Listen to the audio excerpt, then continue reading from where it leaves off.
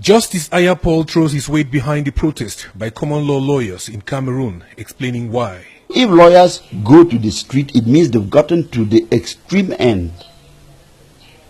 And nobody can fail to see with them. We have two languages, we have two domiciles, the common law domicile and the civil law domicile. Anybody working in the common law courts must be somebody versed in the common law and who speaks English well, because English is the language of the court.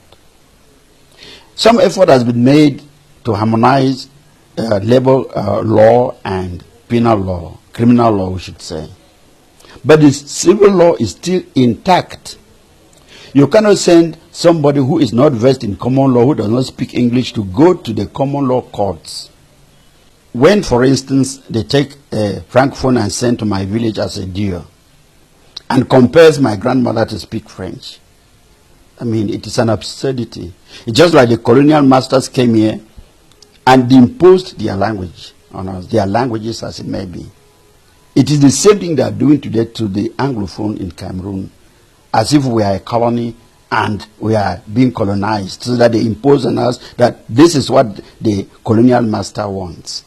So the meeting he held, I believe, is for something else, not with a view to resolving the Anglophone question.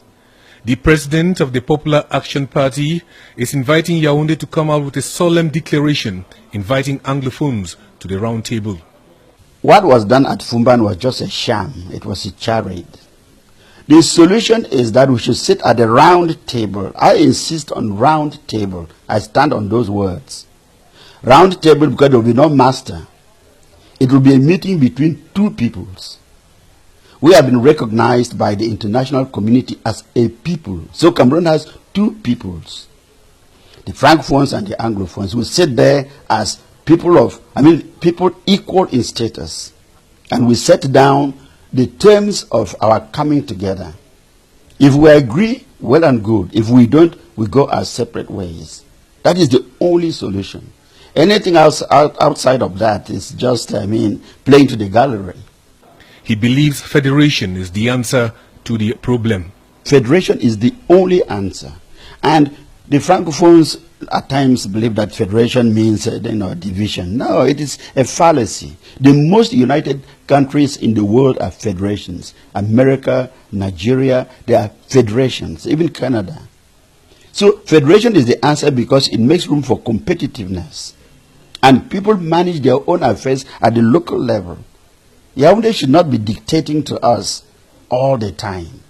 Of course, there are certain aspects that will be reserved to the federal government, but local development should be a matter of the people. It makes no sense that people sit at the local level, elect their members, that these are our leaders, and Yaoundé comes and says, no, I am saying this is your leader.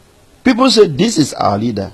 Somebody doesn't tell people this is your leader or I am your leader. So I am for a 10-state federation if it works. If it does not work, we go our separate ways.